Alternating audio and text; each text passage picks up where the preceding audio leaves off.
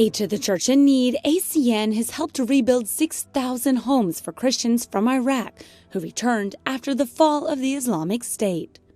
Now it's also rebuilding church structures. One example is the Al-Tahira Cathedral in Caracas, the country's largest Christian church. It is one of the more than 5,230 projects that the organization has sustained in the last year in 139 countries. We have an interesting characteristic, pastoral support, and here I emphasize pastoral to the suffering church. It's not simply support, so to speak, solidarity, but support moved by prayer and therefore by charity. Aid to the Church in Need began with this trait. ACN has 330,000 small and large benefactors. In addition to thanking them for their donations, the Pontifical Foundation explained in its last activities report how they spent the $106 million raised in 2019. Aid to the Church in Need is known for its work in helping persecuted Christians and raising awareness of their current situation. Today, there are at least 200 million who cannot freely practice their faith and who suffer harassment or discrimination in more than 40 countries.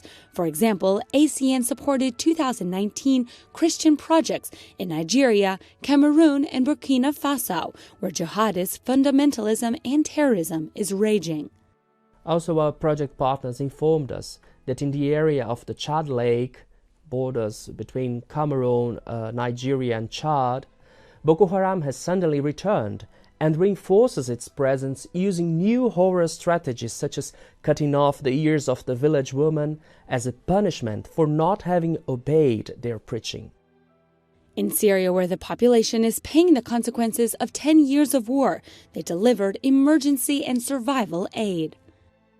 Christians have a right to stay in their native land. Our material aid enables Christian families to survive and in this way to also help Christians to remain in the Middle East. The situation of our brothers and sisters in the cradle of our faith remains vulnerable, but we will continue to do all that is in our hands to support them. Beyond geographical limits, ACN helps 1 in 10 priests for their livelihood, pastoral and social work. They also help 1 in 7 seminarians so they can continue their formation. Also, there are around 13,000 religious who work in war zones, slums, and isolated areas.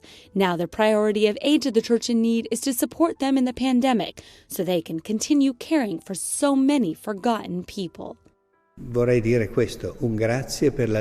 would like to say thank you for remaining spiritually sound and for not losing sight of the causes as to why the church is suffering.